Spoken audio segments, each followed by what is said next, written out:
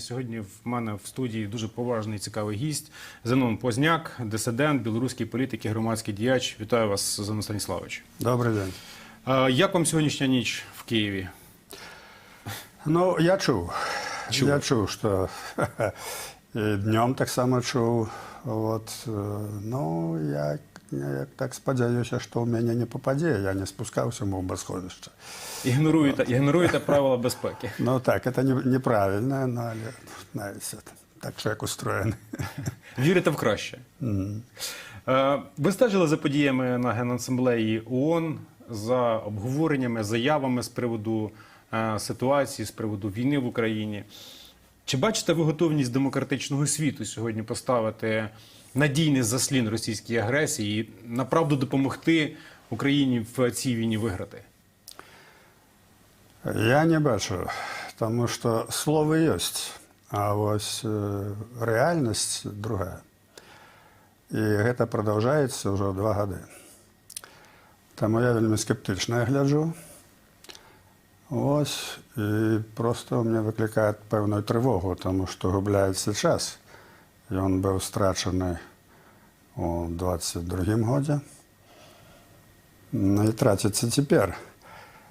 Ось, тому я гляджу доволі скептично.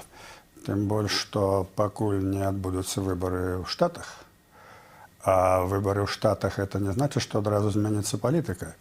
Вона може змінитися тільки у початку, у кінці студня. І то це тільки формально. І ось цей час весь Україна повинна витримати. В основному, як кажуть, все на українській силі. Я не думаю, що буде реальна допомога за цей час. На жаль. Ну, от Путін фактично під час засідання Генасамблеї ООН оновив свою ядерну доктрину. Там позиції заявлені були дуже чітко, зрозуміло, але він фактично взяв під свою парасольку Білорусію, під ядерну парасольку Білорусі. Чи влаштовує білорусів ця ядерна парасолька з боку Росії? Чи потрібна вона зараз Білорусі? Ну, звісно, не потрібно. Справа в тім, що Путін кружиться вокруг Білорусі. Йому б хотілося знайти можливість справдити свої погрози, але коштом Білорусі. Тому що, ви розумієте, коли це з боку Білорусі, скажімо, полетять ракети, то по Білорусі вдарять, а Росія стається в білих перчатках. І от тому з його боку йдуть такі погрози, значить, він тут повна рішучості. От, крутить це Лукашенко, це так само робить заяви, все. Ну, Лукашенко так само розуміє. От, тому то, що вони там об'являють, що вони там союзники, це не значить, що вони один одного люблять. От. Тому, я думаю, ця політика застрашення, вона вже кілька років ведеться. І в будь-якому випадку треба сприймати це серйозно, тому що некоторі, я думаю, так, що він вже весь час одно і те говорить, страшить, можна не звертати на це уваги. Я думаю, треба серйозно відноситися, тому що це такий чоловік, що він може знайти неяку можливість і використати неяку ситуацію нечекану, яку може утворитися, ми не ведаємо, що може утворитися. І тому до цього треба відноситися реально. Але єдине, що тут докладно просочується, він хоче підставити Білорусь. Він хоче, щоб це пішло з Білорусі. Тому він заігрує з Лукашенком, дає там йому зброю, дає геток. Тому думаю, що треба уважливо до цього відноситися, не відмахуватися. Ми не вважаємо, українці точно не вважають росіян братнім народом, але от до білорусів змішане відчуття. Ми маємо полк Калиновського, ми маємо велику кількість білорусів в Україні, які допомагають по максимуму, які воюють за Україну. Але з іншого боку, українці, можливо, варячись у своєму цьому військовому такому соку, не до кінця розуміють, чому білоруси так легко здалися в ситуації, коли Росія на них поклала лапу і так от легко лягли під Росію. Справа в тым, што ўнутраная акупацыя Беларусі доўжыцца з 94 года. Ось Украіна, тады не было вайны, Украіна была занята сабой, і вот тая сітуацыя, якая ўтварылася у Беларусі, для многіх незнаёмая. Это не так латва. Это, знаете, Лукашенко диктатор. Так? Останній диктатор Європи, так його і називають. Ага. І диктатор Берди Мухамедов. Правильно? І Назарбаєв диктатор. Але ніхто з цих диктаторів не знищав свій народ, не знищав свою мову, свою культуру, свою школу, свою історію. Ми маємо окупаційну диктатуру. Це називається внутрішня окупація, коли Росія поставила свого ставленника, які проводять політику в користь Росії. І ось вся ця його політика за 30 років, вона привела до того, що знищені білоруські бібліотеки, зараз знищаються книги. Білоруські, тільки тому, що на білоруській мові. Знищені школи, люди, 50 тисяч сидять у тюрмі. Ось. І це продовжалося увесь час. Постає питання, ну так все ж таки він не здав державу. Справа в тим, що це чоловік, для якого влада обозначає все. Без держави він не може мати влади. І тому то така утворилася ситуація, що з одного боку він старається не пойти на анексію, яку потребує від його Росія, а это было не перший раз, все это дорожные карты так званые. Союзна держава, да, союзна об'єднання, держава, об'єднання. він там подимав бокал з горілкою, там розбивав, все там ми бачили. А з другого боку, він розуміє, що коли буде анексія, ці злучення, то він буде ніхто. У його патологія, він не може остатися без влади. Ну, я думаю, українці ведають об тим, що він психічно хворий чоловік. Його комісували з війську по відповідному артикулу по психіатрії. Вот. Але він особа, яка відказна, він розуміє, що він робить, тому він підлягає суду. Він не є невміняємий, він вміняємий чоловік. Вот. Але вот эта патологія до влади приводить до того, що він готовий, здається, все здати. І народ, і народець називає. А з другого боку, йому треба заховати владу, а владу може заховати тільки тоді, коли буде держава. І от у основі цього лежить та ж сама ситуація, що він усіми силами супротивляється, Путін його штурхає, як напасть на Україну, так? А він усіми силами супротивляється, тому що тут буде йому кінці.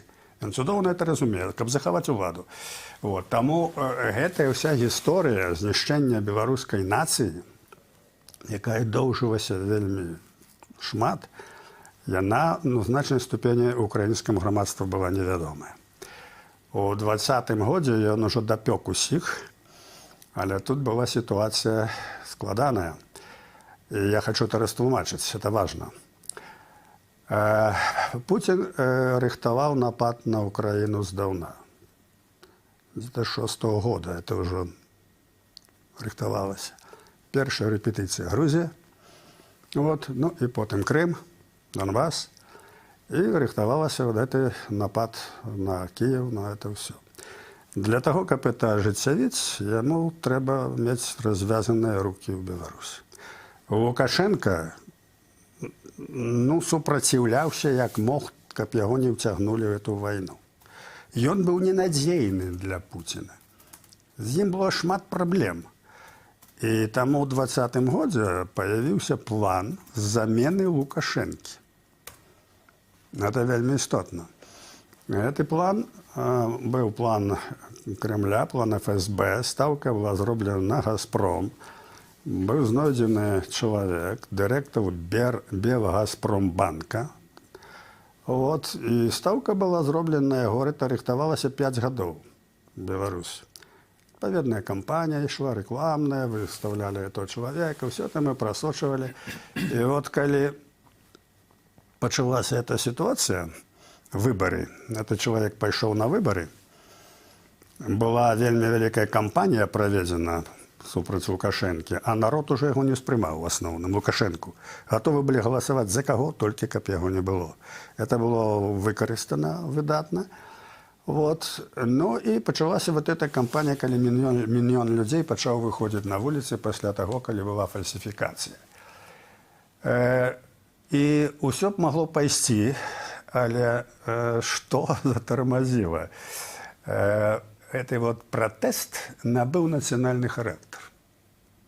Таму што ў аснове то была прапагандысты расійскія, той жа самы Бабарыка, які быў у Белгазпромбанка, ён гаварыў аб тым, што беларусы хочуць злучыцца з Расіяй, што это, так сказаць, усе з задавальненнем пойдуць. Ён это публічна гаварыў. Вот.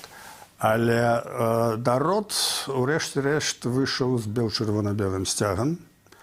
Былі нацыянальныя наратывы, рух быў шырокі не толькі ў Мінску, а па ўсіх гарадах і вёсках.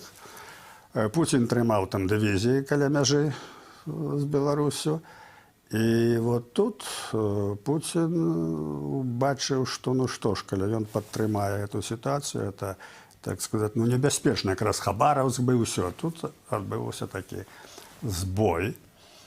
Ну, а Лукашенко, ён зразумеў, што справа ідзе аб тым, што ён будзе заменены. Што робіць Лукашенко? Ён бярэ эту Бабарыку і саджае ў турму. І ўсіх там яшчэ, якія былі спойлеры яго, таксама саджае ў турму.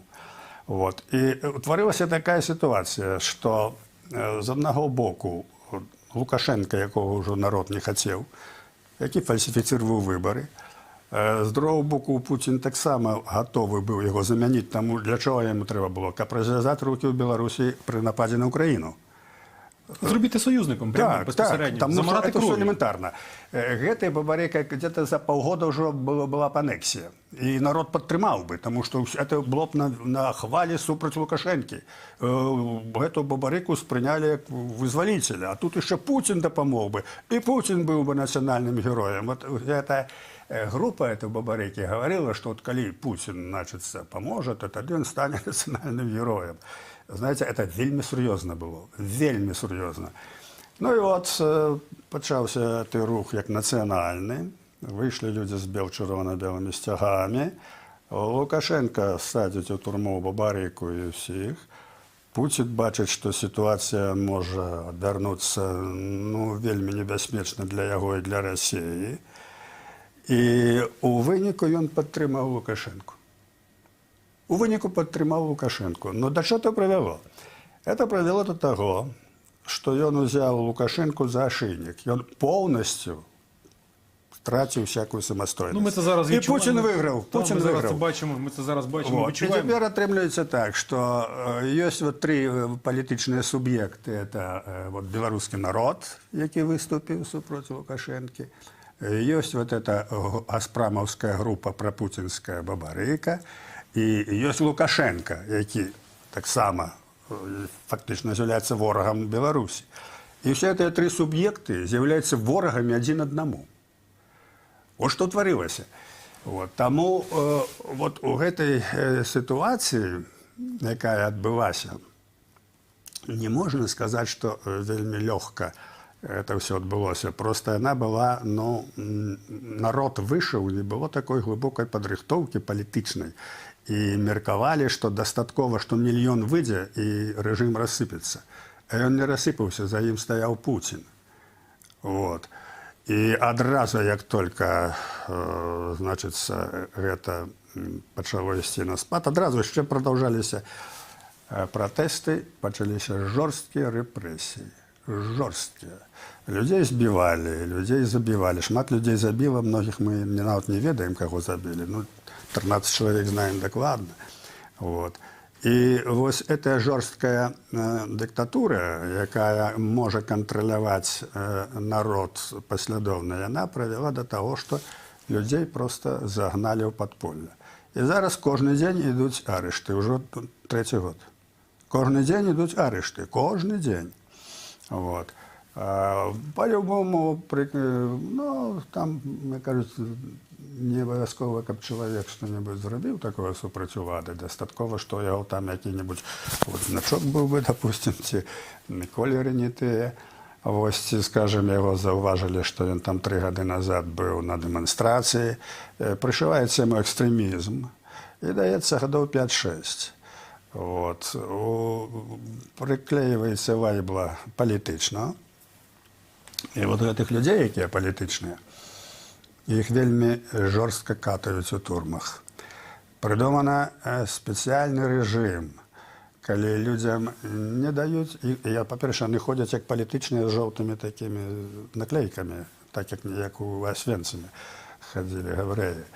Вот. Ім не даюць спаць, ім, скажем, ну вот мы зараз займаемся тымі людзьмі, якія былі ў турмах, некаторыя вызваліліся і уцяклі ў Варшаву. Ну вот рассказывают, что акрамя психологичного ціску, скажем, не дают спать, не дают магчымасць спотыкаться, не дают перадач. Что значит не дают спать? Ну вот человек спит, ночью на яго льют воду. Так? Вмикають світло. Далее, постель не даецца, не просто нічога, голыя жалезныя нары.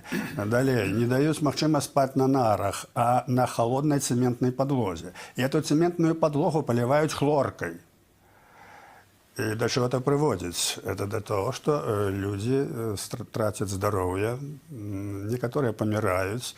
Вот у нас так помер вельмі вядомы мастак наш у турме.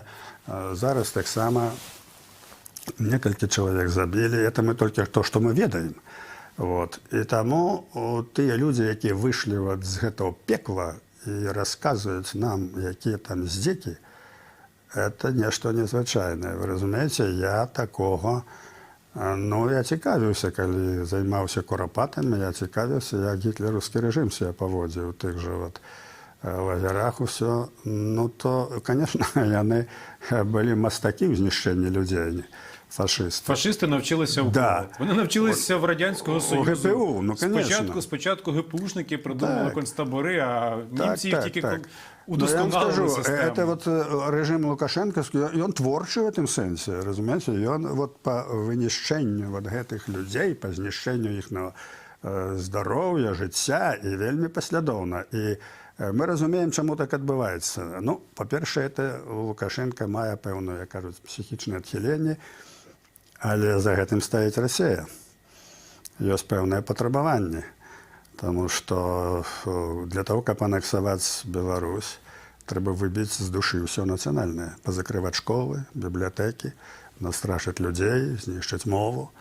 У принципе, для диктатора это ну, не повинно было быть головным. И он это робит. Вот я повторяю то, что я казав. Назарбаєв ну, узвысив казахскую мову, змінив там. Все, он розвивав Казахстан. Нават это паўварыят Берды Мухамедов, то самое, разумеете. А это человек, який знішчае свою нацию, свою культуру. Потому что от гэтага, и калі он гэта не будзе рабіць, то з Москвы яны просто його знішчаць. Полк Касуся Каліновського в Білорусі визнаний екстремістським вже давно, і ми розуміємо, що режим Лукашенко боїться бойових білорусів, які воюють зараз в Україні, які отримують великий бойовий досвід. Чи можна вважати, що полк Каліновського – це таке собі може бути бойове крило білоруської опозиції, яка може виступити одним фронтом? Це вельми важне питання. Тому що, безумовно, то, що ви кажете, воно так і повинно було бути. Что гэтая боевая адзінка, яна павінна мець пэўную аўтаномію ў фармаванні сваіх структур, сваёй баявой палітыкі. Дарэчы, па водгуках вот, украінцаў, баявых, колькі мы ацэньваюць вельмі добра баявы досвед нашего полка. Воююць добра наши хлопцы. Вот. Ну, страцілі мы ўжо шмат людзей. Вот это вельмі важны аспект, что каб вот эта основа, якой ёсць полк, каб яна прывяла да стварэння беларускай арміі, якая вайна павінна скончыцца, навечна не будзе. І трэба вызваляць Беларусь. Вот. І вось гэтая полк, вот гэтае вот фармаванне, яно прыбыло вот той адзінкай, якая прывяла, я кажу, да свабоды і дэмакратыю Беларусі. Это гарантыя, што вся Беларусь их бы спаткала. Ніхто не будзе класці жыццё за Лукашенко. Ніхто. Навіть нинішні військові, Навіть нинішні теперішні поліції. військові. Ніхто. Нам це добре відомо. Ну, звісно, є некоторі там відділи, є там русські генерали, зрозуміло, ну, маса війська. Ніхто не хоче воювати. Вони не розуміють, а на що воювати супроти України? Вони то не розуміють. Вот. Тому це елементарно зрозуміло, і Лукашенко це розуміє. А вот полк Каліновського, це національна армія, коли вона створиться, це для його велика небезпека. Тому коли б ця армія зайшла б недзе вже в Гомельську область, то армія, яка там є, супротиву б не було. Він це відчуває. Він це відчуває. Тому це вельми важливий аспект. Вот. І тут я хочу сказати кілька таких назирань, які вельми актуальныя.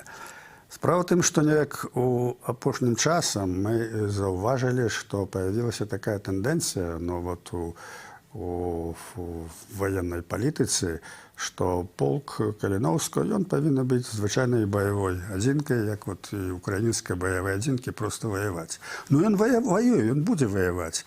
Но задача ж павінна быць палітычная. Тут жа павінна быць стварыцца нацыянальная армія, якая будзе вызваляць Беларусь.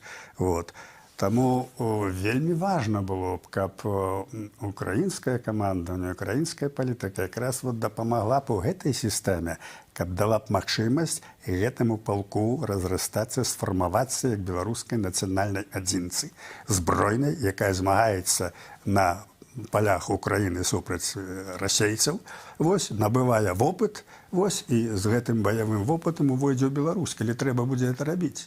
Бо калі этого не будзе, ну, то узнікне праблема дэмакратыі ў Беларусі, праблема яе незалежнасці. І гэта незалежнасць можа быць, калі, скажем, цалкам верагодна, што застанецца нейкая расійская ўлада, застанецца нейкая Расія, то тады расійская акупацыя забяспечана. Беларусь проста пойдзе пад Расію, калі не будзе вось гэтай збройнай нацыянальнай сілы. Вот. Это вельмі важны момант зараз, і ён вельмі актуальны. Мы якраз тут прыехалі, спатыкаліся з такімі пытаннямі, што нейкае з'явілася неразуменне місіі полка Каліновскага як нацыянальнай збройнай адзінкі. Для Украіны это таксама вельмі важна.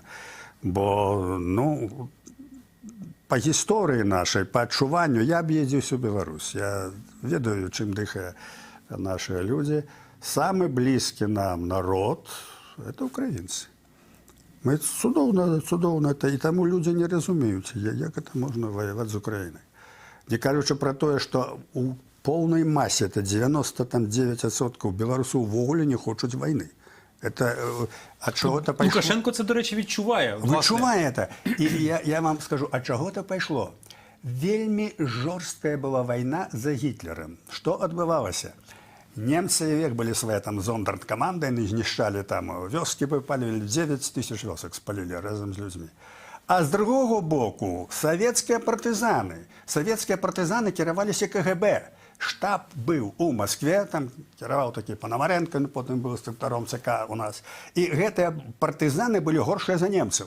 І беларусы апынуліся паміж молатамі накавальня. З аднаго боку ноччу прыходзілі партызаны, забіралі ўсё, хлеб, ўсё, адзенне, ўсё, чуць якія-небудзь што, застрэлівалі і пашлі. Страшней немцаў. З другого боку немцы, калі заўважалі партызанаў, прыязджалі, акружалі, значыць, вёску, у гумно ўсіх спалівалі. І вот гэты жах этой войны, то что з одного боку были это партизаны НКВДские, так, з другого боку немцы, ён прищепіў беларусам такое непрыняцце войны, якая жыве нават у трэцім пакаленні. Тому что тыя людзі, якія, я знаю, моя маці там, все это, я знаю гэтых людзей, яны прайшлі праз вайну, і это было жахліва. Так нават у трэцім пакаленні вось гэта жыве, непрыняцце ўвогуле войны.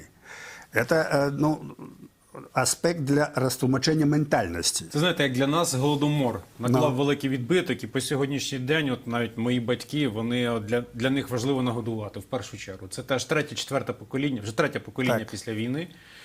після голоду. І от для них це теж важливо. Це відкладається дійсно в ментальності, Так. в ментальності нації. Так, і тим більше зараз люди старіші, пропаганда працює російська в Білорусі, тому що нема вольного друку, нема вольного телебачення, там Білсат до всього там не доходить.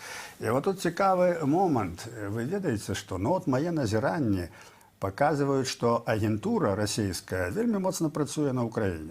Їм важливо, каб сутикнути українців і білорусів. Там вони вельми працюють тут, значиться, що от з Білорусі там ракети кидали, все, і то як быццам цим винуватий народ. І ёсць магчымасць. Мне, як говорили і раней, тут спатыкаліся, што украінцы ж могуць контрпрапаганду весці сваю. Ну, хаця б, скажем, інфармацыйную.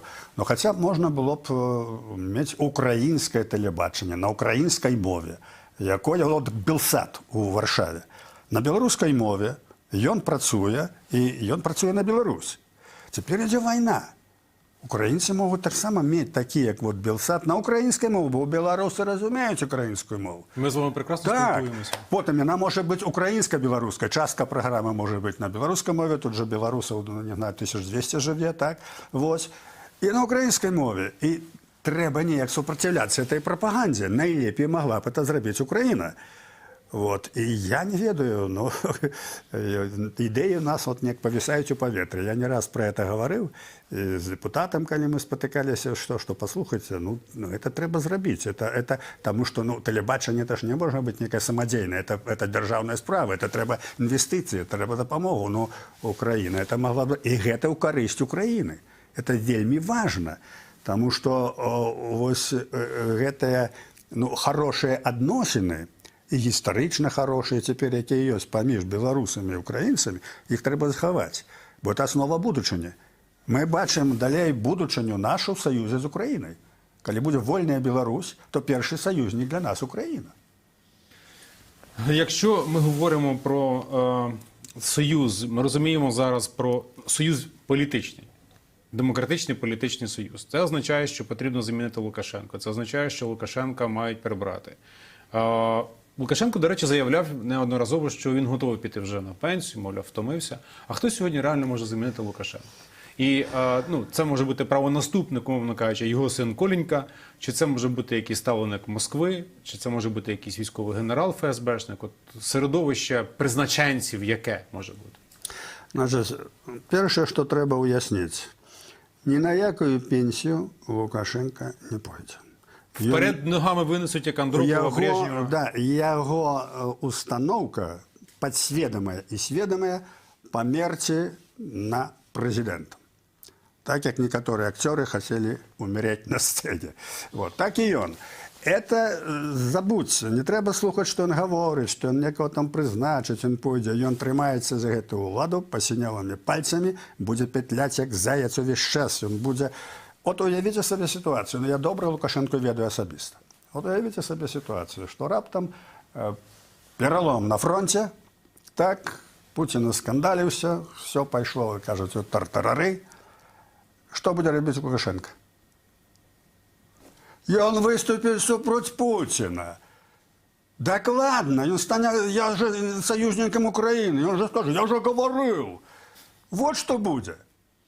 Это докладно. Вот. Тому ён глядзіць, як толькі Расія пачне падаць, і Путін, і, скажем, все, ён тут же стане на бок Украины. Тут же будзе шукаць магчымасці. Усё, я же сдерживал. Это же моя заслуга, что не вступили в войну. И это же я ему сопротивлялся. Вот як будзе. Ну, я думаю, так будет, так вы вспомните мои слова. Это докладно. Это такі типаж. Тому то, что он говорит, там, что он некого заменить, это не можно серьезно воспринимать. И другая частка вашего питания. Кто может заменить? Реально ніхто. Реально ніхто. Але, ну, допустим, это глядячи, яка буде ситуація. Коли він раптом, скажем, полетить у космос,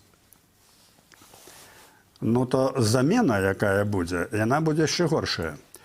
Тому що вся та публіка, яка є, яна не здольная захоўваць і не разумее навошта незалежнасць Рэспублікі Беларусь. Яны здадуць краіну ў вельмі кароткі тэрмін. Калі паявіцца нейкі тыпаж, які, допустим, ну неяк будзе старацца захаваць яшчэ незалежнасць, ну то яго хуценька скруціць Расія, зойдзе сюды сваімі войскамі, прызначыць свайго генерал-губернатара, і все, это варыянт будзе вельмі дрэнны. Таму сітуацыя такая, даволі абсурдная, што пакуль ёсць гэты вот тыпаж Лукашенко, вот эта сітуацыя трывае. Калі гэта ўпадзе, і калі Расія будзе ў сіле, хаця б такой, як цяпер, гэта значыць, што мы можам страціць незалежнасць, і на поўначы ўкраіне будуць расійскія войскі, расійскі рэжым. Ось така рэч. Ну що ж, ми сподіваємося, що історія, віримо принаймні те, що історія розвивається хоч і циклічно, але все ж таки матиме справедливий для нас хеппі-енд. Принаймні для білорусів і для українців так точно, ну, тому що у нас спільний ворог і нам є проти кого виступати, боротися. Зерна Станіславович, я вам неймовірно дякую за можливість поспілкуватися, за розмову, за час, проведений з вами. От. Ну, я можу вам лише побажати успішних, вдалих, яскравих зустрічей з нашими політиками і все ж таки переконувати їх в тому, що для України зараз важливо теж спрямувати свої погляди в бік Білорусі. Дякую, Віталій. Тільки вам скажу, мой вот внутрішній стан, що Україна переможе, і Білорусь так само буде вольна, що ми переможемо. А внутрішній стан, внутрішня впевненість, это, разумеете, это часом дається зверху. Так що віримо, що перемога буде за нами. З Божою поміччю. Спасибі. З нами був Зенон Позняк, дисидент, білоруський політик і громадський діяч.